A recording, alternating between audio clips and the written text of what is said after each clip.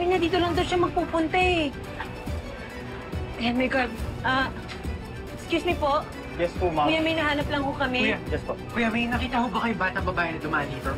Nakaputing sapatos, meron po siyang ribbon sa ulo.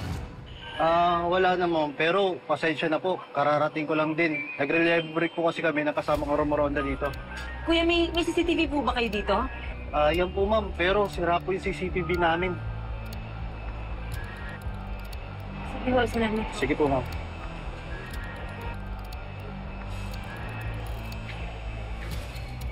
Sorry, I have to go. Hinahanap na rin kasi ako sa office eh. Sana mahanap niyo si Leah. Gian, pwede ba humingi ng pabor? Pwede ba huwag mo muna sabihin kay Wilfred to? Hanapin muna namin si Leah. Sure. Sige, una na ako. Ate, Basta maghiwalay na tayo. Halugugin natin yung buong mall. Pa-page natin, tanong natin sa admin. Basta kahit ano, ha? sige, tara na.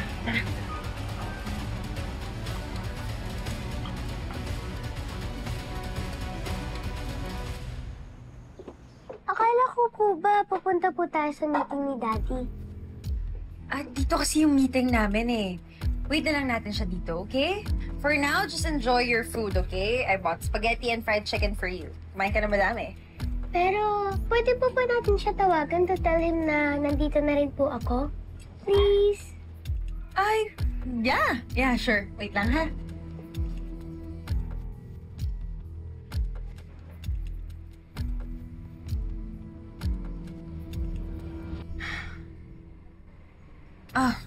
Leah. Busy eh. I'm sure may kausap yun about sa business.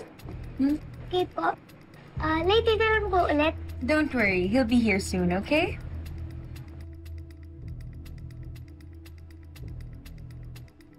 Do you have a charger for my phone po?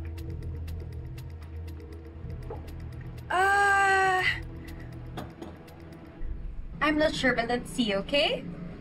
Okay.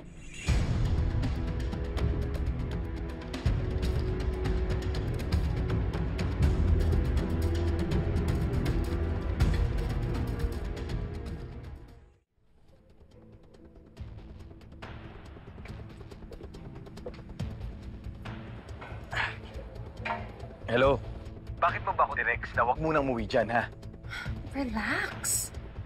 Mahirap na. Baka makita ka ni Leah dito. Baka sumabit tayo. Ano ba talagang plano mo doon sa bata, ha? Don't tell me kikidnapin mo siya. Kuya. Nakita niyo po ba yung bata na to? Ay, hindi. Andun lang kami banda eh. Baka napunta siya dito. Wala. Sige, salamat